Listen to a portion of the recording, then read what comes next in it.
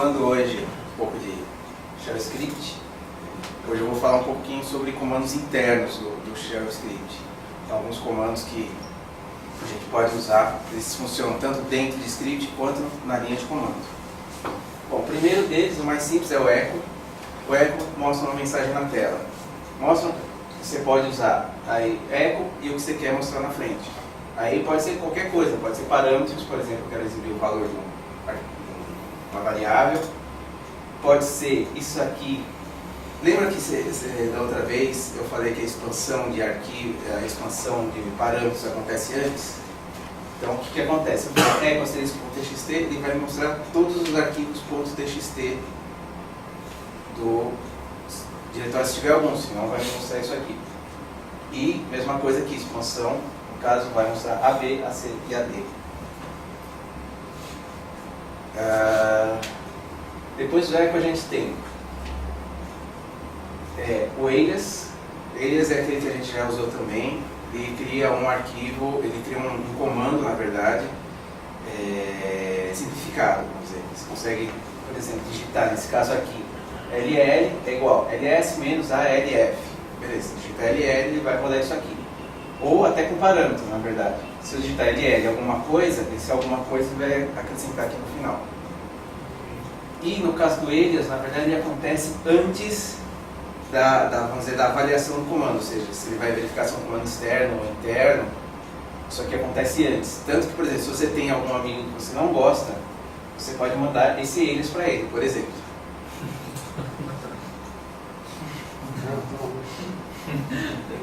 E no caso, o ls, a gente está substituindo o ls, que já é um comando que já existe, que é para listar os arquivos, a gente troca por rm-rf asterisco, apaga tudo. E isso aqui acontece, tá, gente? Mesmo que exista o ls, ele vai lá e substitui. Tá? Outra coisa que é interessante para quem trabalha com Shell é o conceito de subshell. O que acontece? Quando eu executo um script, por exemplo, o que acontece? Esse script, ele por exemplo, eu vou doar, nesse caso aqui, por exemplo, ./x.sh. Ele carrega um novo shell e roda esse x.sh. Se eu não quero rodar esse script, por exemplo, num shell novo, eu quero rodar no shell que eu estou atual, eu tenho que usar o source. Por que eu preciso disso? Por exemplo, se esse script aqui ele altera variáveis de ambiente, o que acontece? Se eu chamar ele desse jeito, ele abre um novo shell, altera as variáveis de ambiente, encerra o shell e você perdeu as alterações. Nesse caso não, executa no próprio shell que você mantém essas alterações. A sintaxe é source e o nome do arquivo, ou ponto e o nome do script que você quer rodar. Isso aqui é uma coisa que o pessoal às vezes confunde. Ponto espaço x.sh por ponto barra xsh. Vou botar as diferenças. Normalmente quando a gente mexe naquele arquivo bash profile, a gente usa o source para na hora já ver se funcionou a mudança. Exato. Exatamente porque normalmente o profile ele é um arquivo que ele já é executado, na verdade, no início do shell. É como se fosse, para quem conhece o Windows, um altexec. E se você quer que ele rode no próprio shell, então você vai usar o service. O que mais que a gente tem? O que acontece? A gente está trabalhando com shell, com script, alguma coisa, a gente quer dar uma congelada porque a gente quer ver um estado desse shell.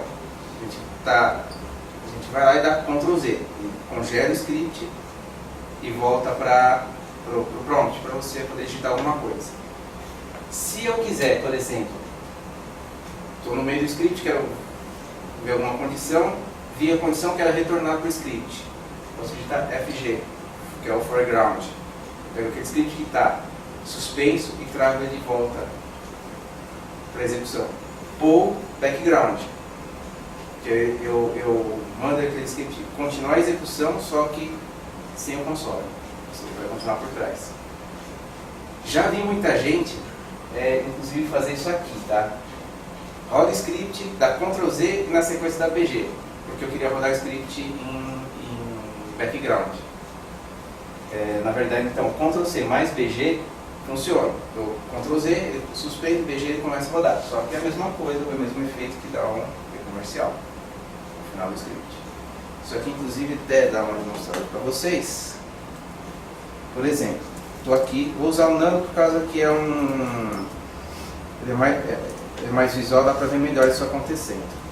Estou com o editor, estou digitando meu aplicativo, tá, não sei o que, fazendo alguma coisa no meu editor de texto, dou Ctrl Z. Ele congelou.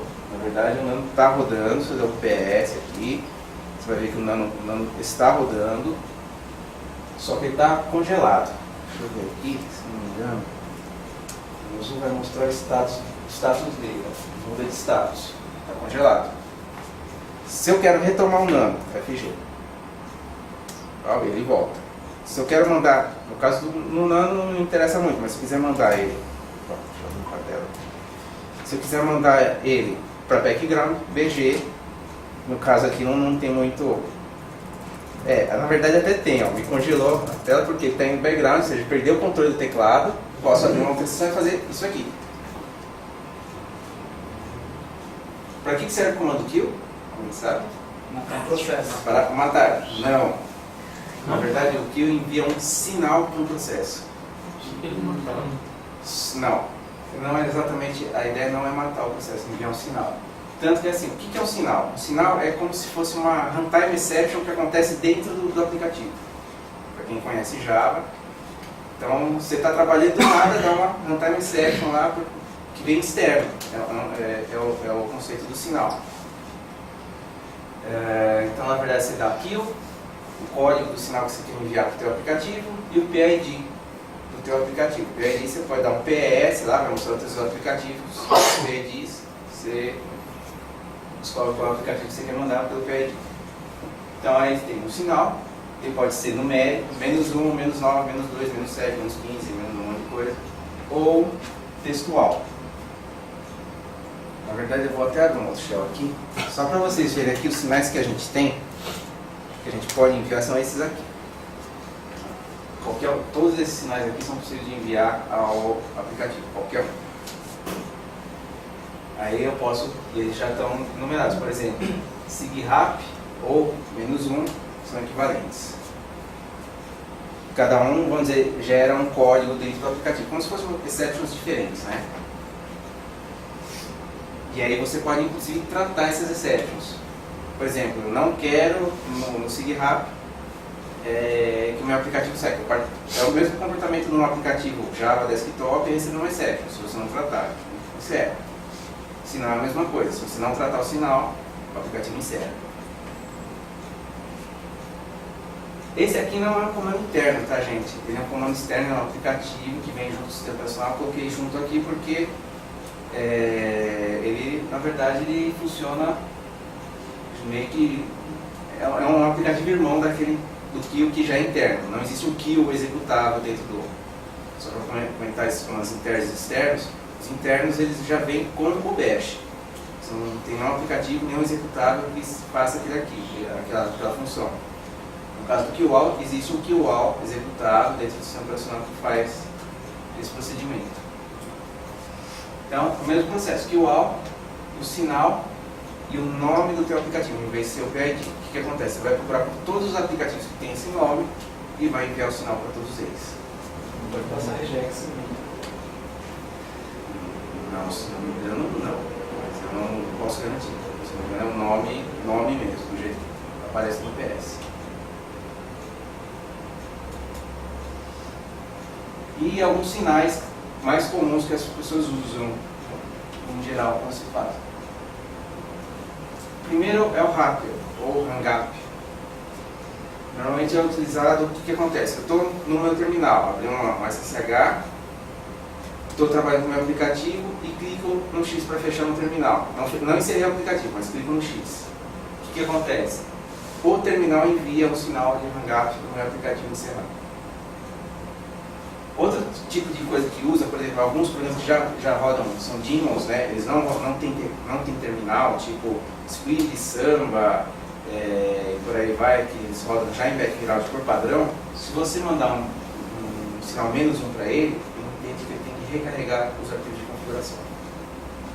Então, por exemplo, troquei a minha configuração no meu split, mas eu não quero reiniciar ele, mas para ele entender as alterações. Eu posso mandar um sinal -1 para ele e ele já recarrega as configurações e passa a executar essas configurações automaticamente. O sinal comum, assim, menos comum, mas existe também, é o SIGTERN, que é o -15, que é, eu estou avisando para o meu aplicativo porque eu quero encerrar ele. Normalmente os aplicativos tratam esse tipo de sinal para fechar arquivo, para fazer algum processo de finalização. Normalmente isso aqui acontece quando você dá shutdown no sistema. A primeira coisa que ele faz lá é mandar um sinal 15 para todos os aplicativos pedindo para eles encerrarem. Espera um tempo e na sequência já manda um sinal -9, que é o SIGKILL, que é o único sinal que você não pode tratar. Não tem como tratar um sinal 9 dentro do teu aplicativo. Você dá o sinal 9, ele morre. E tem o sinal -2, que é o seguinte, que é quando dou Ctrl+C. Se eu estou rodando alguma coisa, quero parar, dou Ctrl+C, ele interrompe, a menos que eu trace o sinal -2. Se eu tratar o sinal -2, ele também não para. Você vai dar Ctrl+C o resto da vida aqui, não vai resolver. O que mais que tem? Interessante. Eu não coloquei aqui, mas às vezes você quer rodar algum aplicativo e não quer que ele, por exemplo, que ele continue sozinho, mesmo fechando o terminal. Normalmente o pessoal usa o NoHap. Você dá NoHap e o que você quer rodar. O que acontece? O NoHap é um aplicativo que ele faz o quê? Ele chama o que você botar na frente e trata o sinal -1. Por isso que quando você fecha o terminal, ele continua rodando, ele não morre.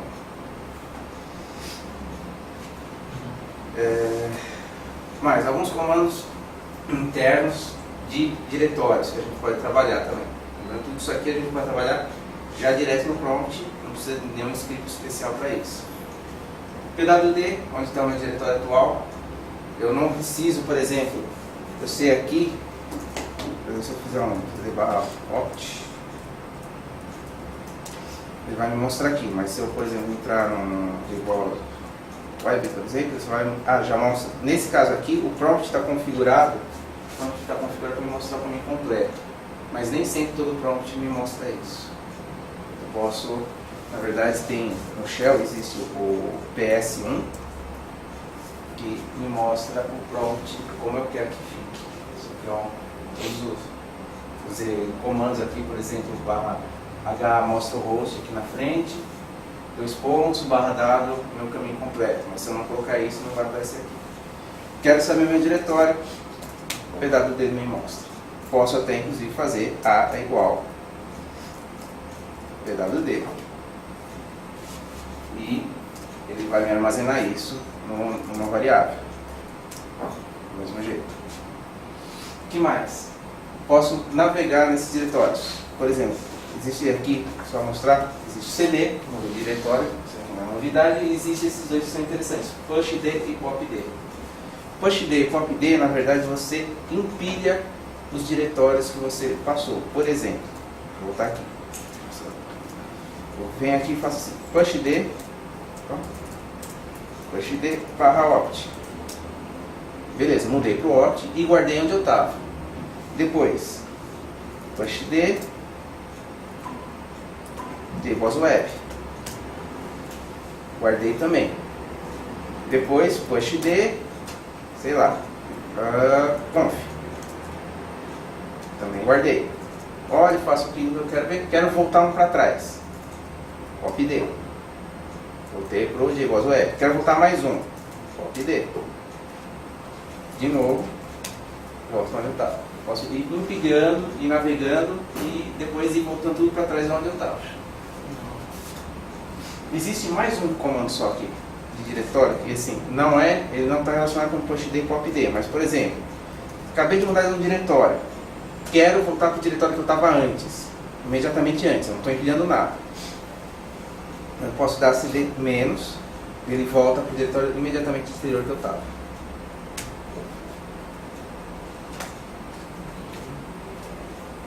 Então esses aqui são os comandos relativos a diretório.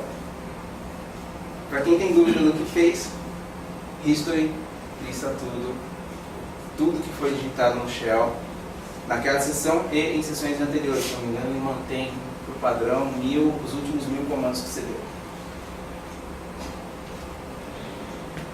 Esses aqui, assim, você pode fazer no console, mas em geral são usados em script, que é o printf e o read.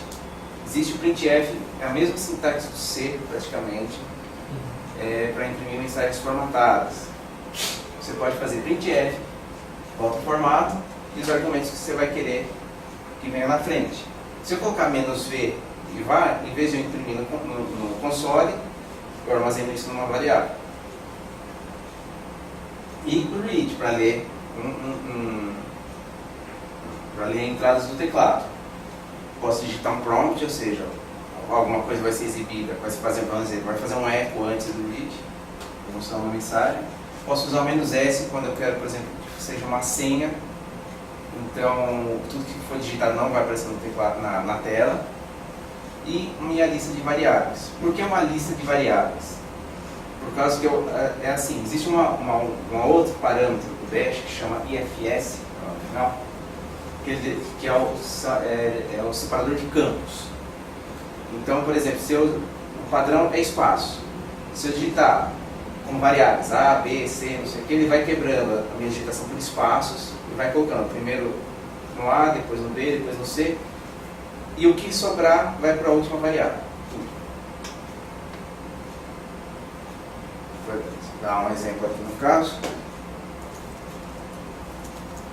A gente pode fazer um printf de, por exemplo, a gente pode colocar aqui %03.2f. Isso aqui, a sintaxe de formatação é a mesma do C, tá? Quem já trabalhou com C, com printf já sabe como é que é. 1.1. E ele vai falar que 1.1 é um número inválido. Eu vou colocar um barra, senão vai grudar tudo. E ele não fez de acordo com o que eu estava imaginando, tá? Mas ele já formatou aqui, no caso que eu coloquei .2f, 3 dígitos, 2 decimais, é certo. Aí ele já completar. Ah, não, você tem razão. Tem que aumentar aqui para botar zero, completar com zeros. Aqui é o total de dígitos, não os dígitos. E aí o que acontece? Eu mandei fazer um campo de 5 dígitos iniciado com 0. Eu colocou 0, 1,10. Read é a mesma coisa. Read, prompt, digite seu nome.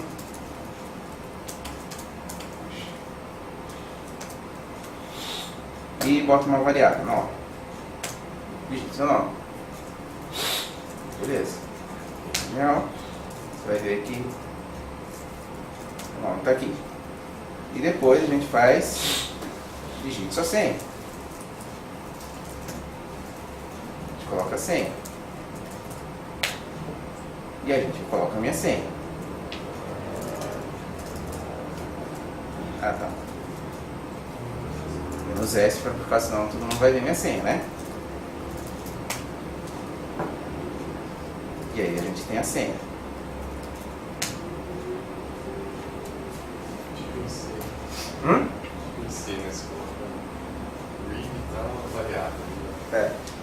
Se eu quiser, por exemplo, fazer um script interativo, eu quero que pergunte alguma coisa para o meu usuário, eu posso usar dessa forma. Bom, por hoje, gente, para ver se eu não estourava os 50 minutos da apresentação, eu dei uma reduzida. Então, para hoje, é isso.